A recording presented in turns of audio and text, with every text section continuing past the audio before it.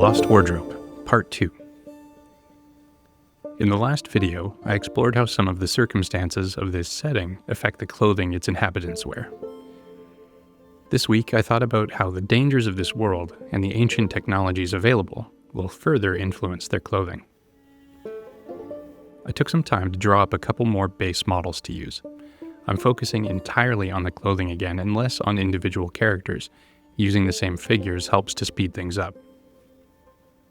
It's an intentional trade-off because a huge part of the character comes through pose and shape. I'll spend more time on that aspect in illustrations or specific character designs, but for now these models will do just fine. Drawings like this are also good practice for me. Dynamic poses are a lot of fun to draw. They look cool, and we tend to be a bit more forgiving with them. It's surprisingly challenging to draw people just standing there.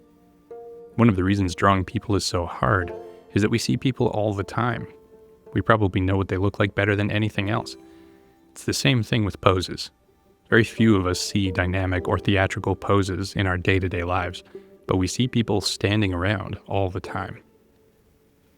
Finally, poses like this have the added benefit of making it easier to draw clothing over top.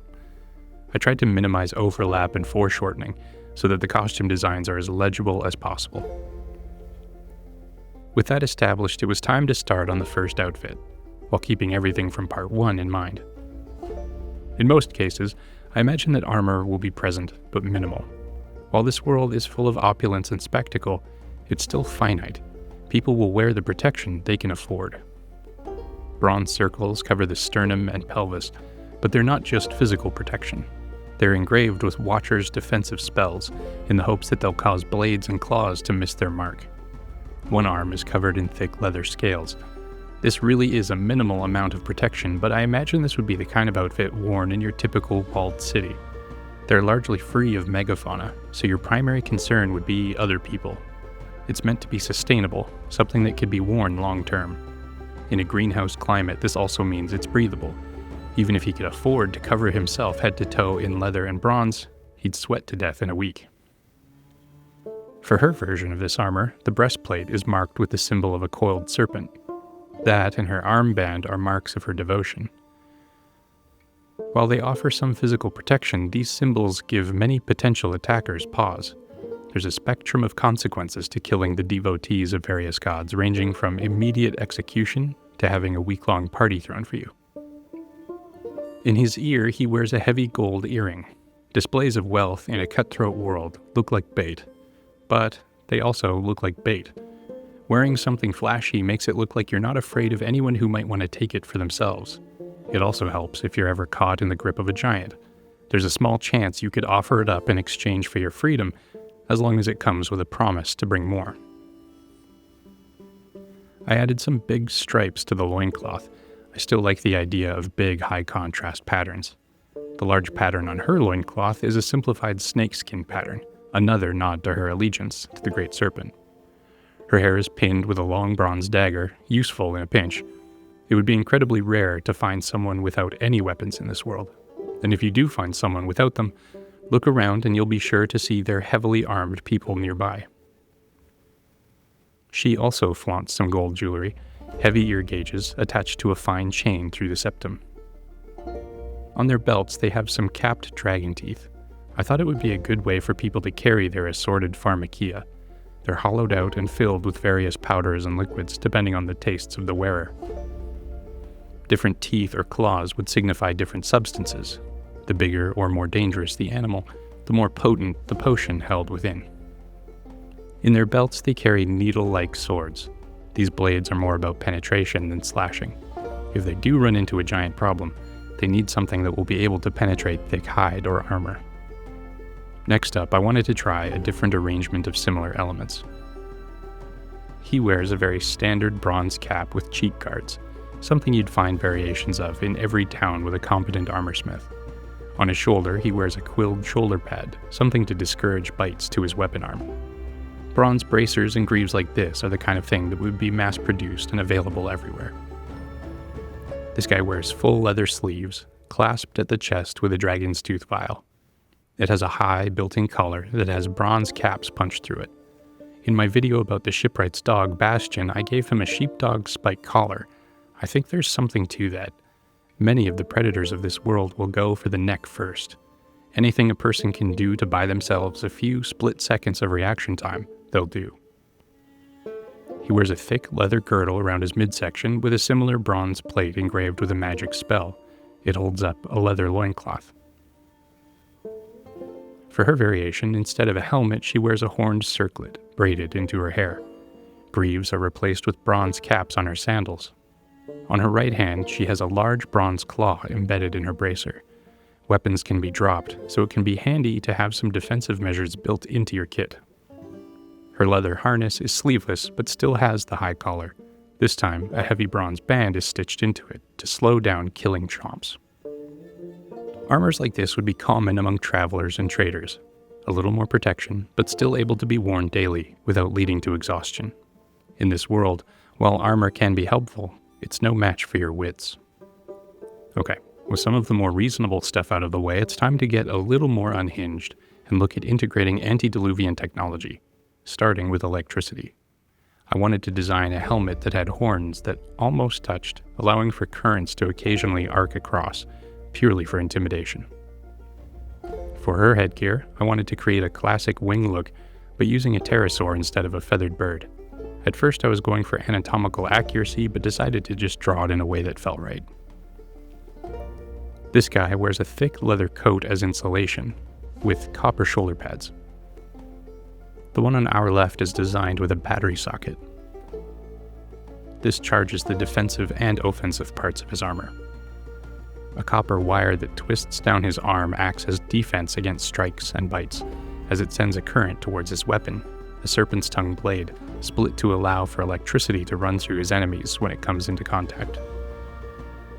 She also has a thick copper shoulder pad, but her battery is carried at her waist, in a copper socket mounted on a heavy leather girdle.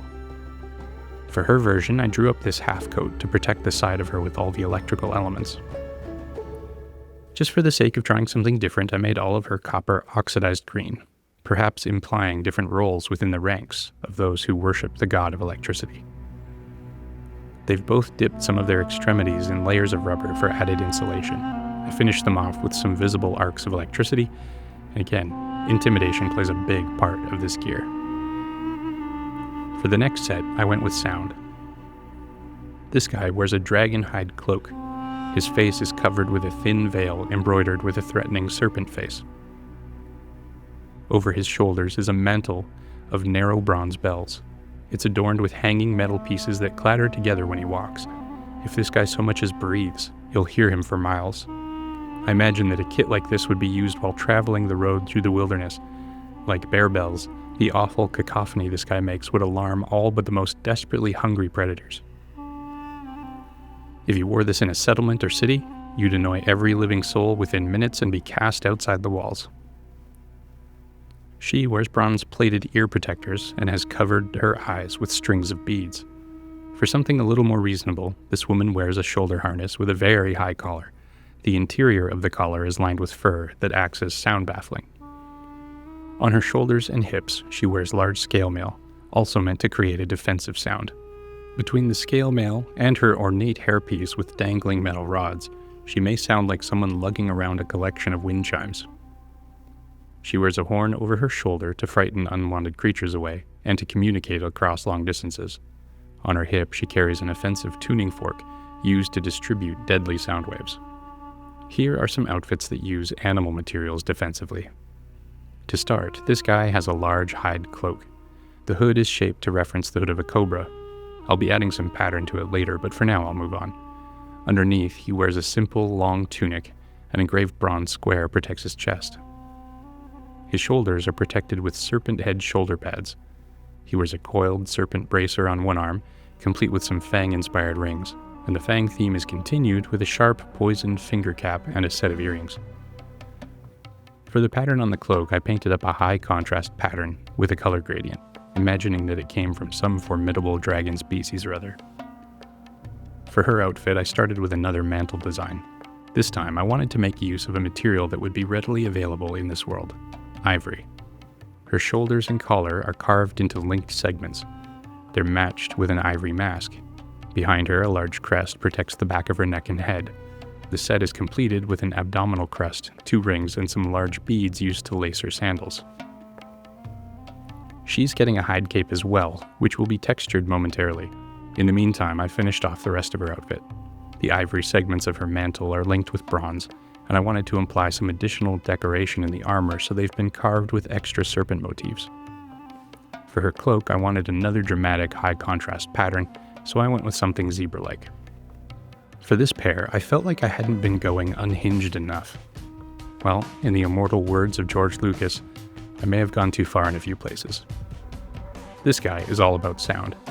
I had this idea for some armor that had been shaped under the influence of powerful vibrations. Sound waves, artfully applied, melted and reshaped the metal into these useful forms. While they will offer protection, they also serve as a warning. If I can do this with metal, imagine what I can do to your bones. He carries a collection of flutes on the front of his belt, and while they can produce lovely music, they are also deadly weapons. Around his arm is coiled a serpent horn, again part defense, part offense. With an instrument like this, he's less easily disarmed. He can simply raise his hand to his lips and literally blow his enemies away. For the cape attached to it, I was imagining some sturdy leather being subjected to sound waves as well. Perhaps it's undergone a vibration-based hardening process. I finished him off with some sound wave-inspired tattoos, as well as darkened fingers from playing cursed music. For her, I wanted to combine 2 technologies, electricity and glass. These copper elements will attach the glass pieces to the supporting clothing underneath, as well as conduct the electricity she intends to use. The insulating glass elements are all custom shaped to her specifically. The segments on her arms house copper wire, which delivers a charge to her weapon in one arm and her claw on the other. You can render glass forever. I'm trying to find a shorthand for it that can communicate my intent clearly enough without becoming a time sink when it comes time to draw the actual story of dead gods.